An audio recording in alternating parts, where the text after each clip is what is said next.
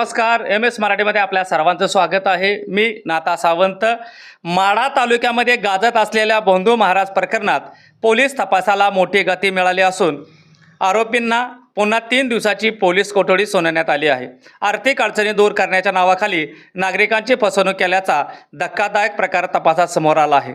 या प्रकरणातील नाना उर्फ गुरुमाऊली विरकर उर्फ कासाव बाबा व त्यांचे बंधू विकास विरकर यांना यापूर्वी 13 मे पर्यंत पोलीस कोठडी देण्यात आली होती। तपासादरम्यान आणखी काही धक्कादायक माहिती पोलिसांच्या हाती लागली आहे।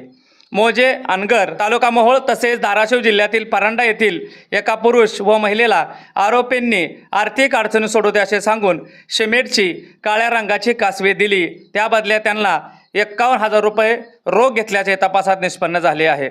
तपासादरम्यान काळ्या रंगाच्या सिमेंट कासवाचा उगम शोधण्यासाठी पोलिसांनी नाशिक जिल्ह्यातील त्र्यंबकेश्वर आणि छत्रपती संभाजीनगर जिल्ह्यातील वेरूळ परिसरात तपास केला। मंदिरासमोर 4 चाकी फेरीवाल्याकडून हे कासवे विकत घेतल्याची माहिती आरोपींनी दिली आहे। स्थानिक पोलिसांच्या मदतीने चौकशी केली असता आरोपी विकास विरकर हा कासवे 200 ते 300 रुपयांना विकत घेऊन स्वतःच्या दुकानात विक्री करत असल्याचे फेरीवाल्याने सांगितले। दरम्यान फिर्यादीने फोनपेद्वारे पाठवलेली 20,000 रुपयाची रक्कम पोलिसांनी जप्त केली आहे। आरोपींना आज न्यायालयात हजर करण्यात आले असता न्यायालयाने दिनांक 16 मे पर्यंत पुन्हा पोलीस कोठडी सुनावण्यात आली आहे। या प्रकरणाचा अधिक सखोल तपास सुरू असून आणखी काही धक्कादायक बाबी समोर येण्याची शक्यता पोलिसांनी व्यक्त केली आहे।